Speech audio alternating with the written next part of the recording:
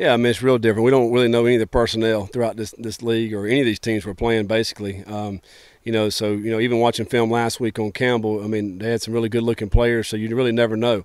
So that part of it we'll use to our advantage to know that we got to play as fast and as hard as we possibly can play. You can't overlook anyone, especially in this day and age. And so we really got to study the films very, very hard as coaches to get a great game plan, and then those players really have to study their opponent, whoever they're going against, to really get a good feel for what they're going to need to do to have success. We're very excited to prepare for University of Washington. They're an excellent program. We're getting ready to our young men are going to experience one of the greatest places in all of college football to play a game on Saturday. They will have a great crowd. It'll be loud. It's a beautiful environment, and it'll be a wonderful experience for them. And it'll be the last time we go to the University of Washington. So I'm excited for them, and looking forward to getting on the field and playing against the Huskies on Saturday. And when you can keep them together, they're starting to understand each other's calls and steps and who needs help with what, and you just got to always, keep them together. And the O-line's always a funny group because that's the one group that usually always sits together at the movie or sits together at dinner or hangs out with each other at the apartment, and that's so any successful offensive line I've ever been around, that's the way it is. And it's just they've got to work. It's 5 guys that have to always work together. All of them sliding one way or sliding the other, and working in conjunction with each other. And so the more the more continuity you have, the better it is. Each week seems like we go against a quality front, and they've got a quality front too. And they play. The thing you notice about the Boise team, they play awfully hard. They run to the ball. You can tell they're well coached, well prepared, and it'll be a huge challenge. They're tough. I think they're tough, and I thought last year Brian's team at Arkansas State was tough, and so that's the mindset I think they've always had there at Boise, and so like I said, it'll be a challenge. Yeah, they're similar. They're similar, and they're a tempo team. They're real similar. They're going to spread you out. They do a good job with a lot of formations, a lot of personnel groupings, and so it'll be a challenge. And it's a challenge of seeing what personnel groupings coming into the game.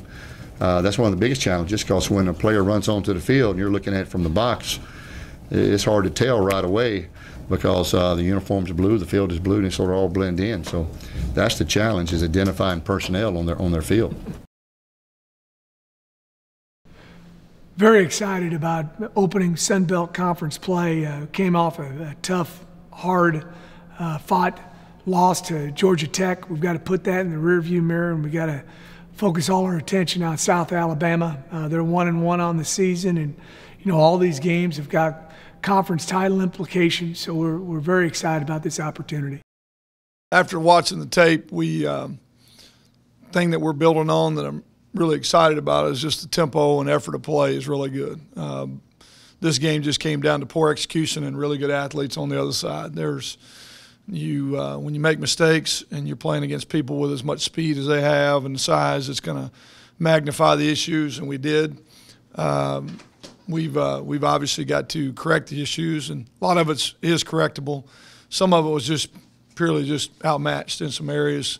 We saw some of the best speed we're going to see all year, and guys that are difficult to tackle. And so we spent a lot of time Sunday just trying to correct the mistakes that we can that will help us win games in the future, and just continually try to build on the fact that they really played hard for 60 minutes at any given point in the third quarter. I think would have been easy for guys to let their effort level really take a dive, and they didn't.